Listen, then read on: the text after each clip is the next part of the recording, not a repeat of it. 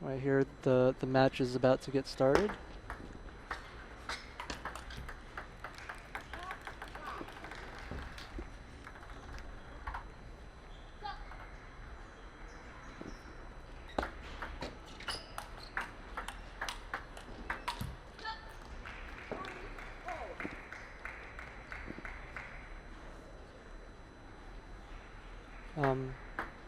As I said, Erica is going to play this very consistent style, and I think out of all the top players, I think Erica plays one of the more passive styles I've seen. She definitely doesn't have a one-shot finisher that she looks to set up. She plays much more all over the table, keeps the ball in play. No glaring weaknesses, but also not that one piercing weapon that can win her a point on demand.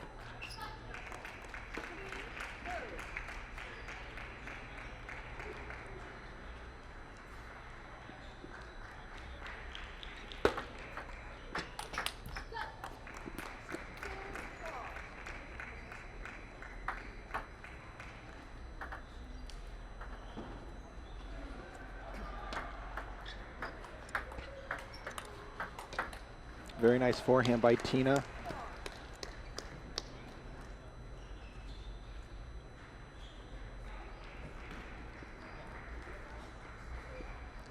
And the ball seems to have snuck its way inside the barriers. Now we have the entire umpire and both players are separating them. It looks like they found the errant ball.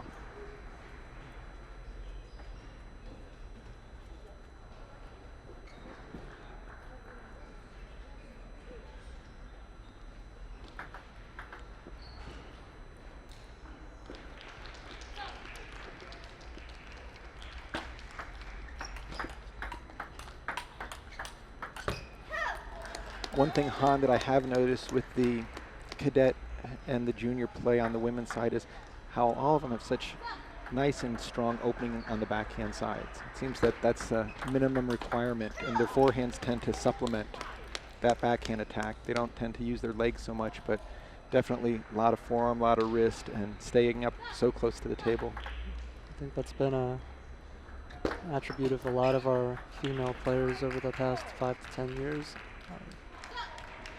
If you watch the Chinese women play, especially at the world and Olympic level, that seems to be the one area that kind of separates them from the rest of the women, especially in Europe, is that their forehand loops are so devastating. They can take that ball in any direction from the push off of a serve or even off of a weak serve. They can finish it, where the rest of the women really need to start it up with a safer kind of, just like Tina did on that last one, a very strong backhand. I think of Ai Fukuhara from Japan having the exact same type of strong opening on the backhand side.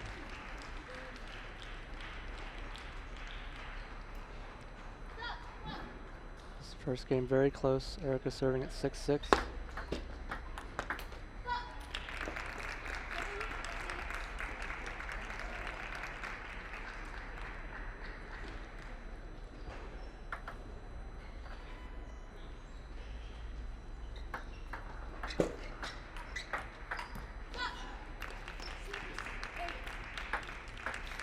Both players with really nice technique on their forehand, never really off bounds, making sure they've got plenty of space over the net on that opening loop off of underspin, and then quickly getting into the fast exchanges with the backhand being used to put a little bit more power on the ball.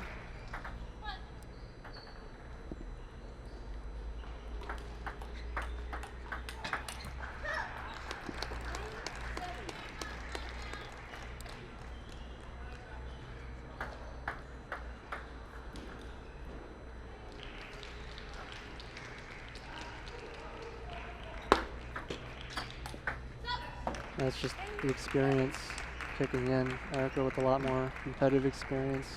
Just knows how to pull out the 1 point when she needs it.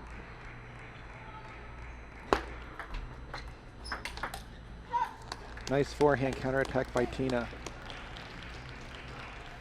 Anytime either player, when they are pushing the serve, if they can keep it deep, they're going to get a much shorter loop off of that ball where they can counterattack. So it's not only how much spin you can put on the ball, but how deep in the placement is really critical. And Erica is able to take the first game in comfortable fashion at 11-8. They go back to their respective corners for some coaching. The other team match, the first match is between Prachi Jha and Angela Guan, and the first game is coming to completion there as well. So we'll keep you updated on that match, but ICC 1 having 4 players to choose from makes for an intriguing selection. But it looks like they're going to be going with their strongest team for that team match. Now, watching Tina play, I've watched a few matches that she's played, and I think it's a pretty good example of how you can see the influences of the coaching in the player. Watching her strokes and rallies, it reminds me a lot of Judy Hugh when she was younger. Serves and some of the shots are going to be a little bit different, of course, because player to player there's going to be some differences, but overall the style is remarkably similar. I mean, Judy known with such a strong backhand opening, something that was almost unheard of on the junior girls side until she came on. So yeah, definitely a lot of spin on the top spin backhand side.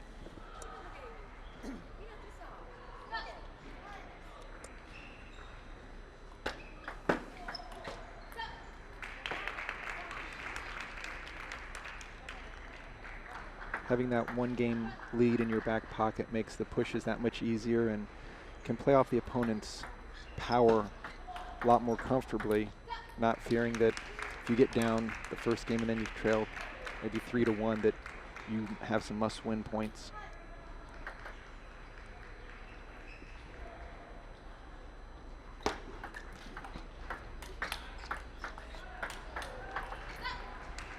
I think the biggest disadvantage for Tina in this match, other than the experience factor, is actually the footwork. Erica over the years has developed very good footwork, especially she's one of the taller junior girls, I think. And that really helps her cover the table for a sort of defensive style. Whereas Tina, I've noticed during the match, has had some points where her footwork just breaks down, and I think it's something that she'll develop. It seems like on Tina's side that maybe playing a little bit too close to the table has inhibited her having the need to really develop the side-to-side and the back and front motion. But I almost see on her backhand side a lot of Ai Fukuhara, really quick, nice follow through. And it just puts a lot of pressure on your feet when you're moving over to the forehand because you really can't get as much turn in order to deliver a heavy topspin. You're going to be more of doing a counter, like right off the bounce. And it's a trap, I think, I know from personal experience, when you play a lot of backhand to backhand, you have that strong backhand to lean on. It's easy to fall into a pattern where you're not looking to be active with your footwork. In a match of this difficulty, that's going to get you in trouble every time.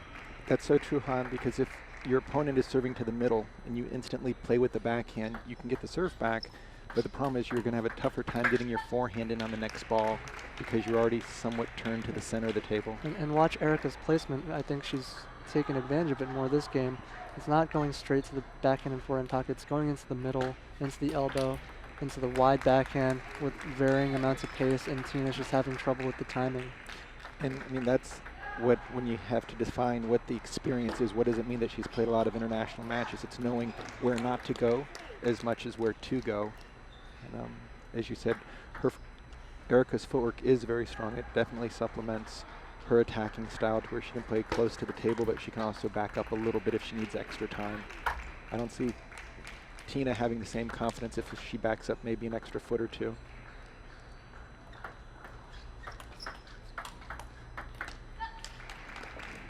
Great opening, great fifth ball attack, but Erica very comfortable bringing that ball back one more time.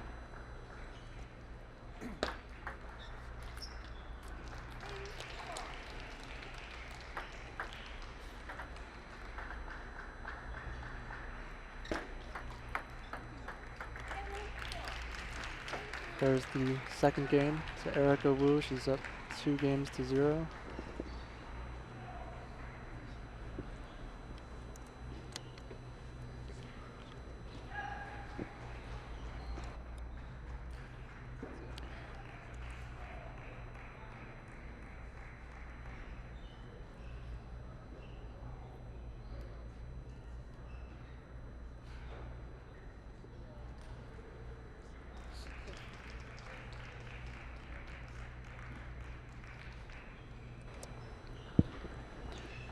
So in the other team match right now, Prachi Jha has a 1-0 lead over Angela Guan. And she looks to be in decent control of the match, but Angela has played some good shots over there.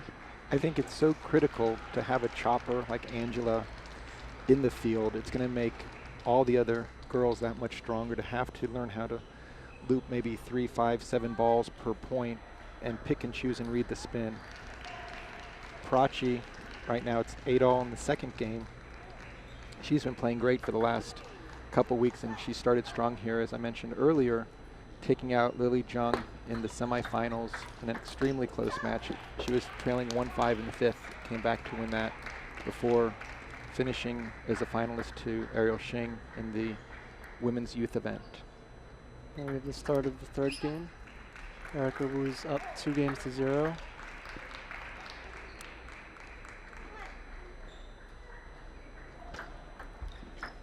Oh, beautiful forehand flip down the line. Excellent placement. Good control.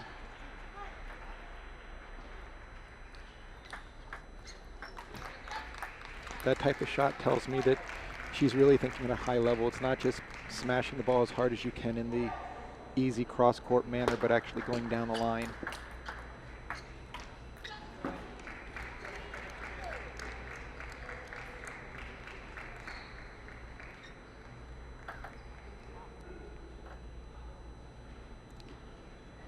Han, I'm guessing that there's a very strong chance that Coach Lily Yip mentioned to Tina, just go ahead, go for everything, don't hold back. Erica's winning the battle from the placement throughout the first 2 games, and Tina's really kind of stepped it up a level, but Erica has been withstanding the onslaught so far.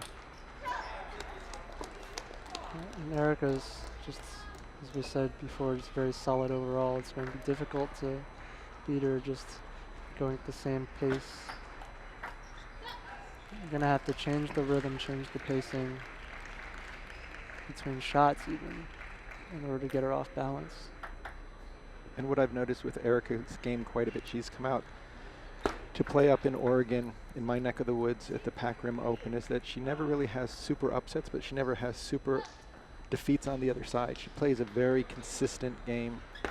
You really have to work hard to beat her, but at the same time, she's able to just put her offense on the table, keep the ball in play. She's very competitive in the men's division around the 23 to 24.50 range. Takes a player with a lot of power to get through her.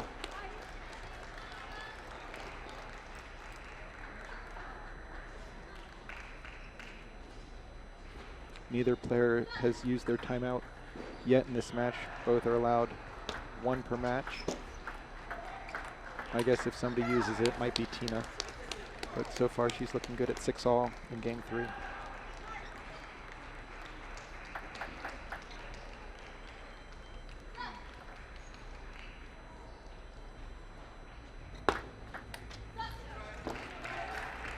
Tina is looking much more relaxed, but you can see that she just makes a few more loose errors than Erica does, and that's going to be typical for a younger player. Right shot just needs to practice it a lot more. It's also the footwork again, being able to adjust to a changing ball, adjust to conditions, just minor details. The execution is so important. Net dribbler there. Tina's now at 8-7. I think Erica needs to be a little careful here because Tina's playing very relaxed, and if she wins a game and gains some confidence, it could be a different story. And it seems like Tina's style, I just keep referring to Ai Fukuhara, is such a good rhythm. Once she makes her opening, it's kind of the rapid fire off the bounce. So if Erica is able to change the spin on the ball or the placement, you get a lot of mistimed balls like you saw right there on Tina, where she had the upper hand, but she didn't move her feet and was reaching for the ball because she wanted to keep it going at the same pace. Right. And the women's game is based so much on rhythm nowadays. Because they're going so fast. And that's why it's very tough for men to play the women, just because men aren't used to that ball coming over at such a rapid fire. 2 match points. Nice. Tina saving the first match point with really heavy back top spin on that backhand opening. Right, and she got it to Erica's elbow. Erica trying to get out of the way to get around the ball, but unable to.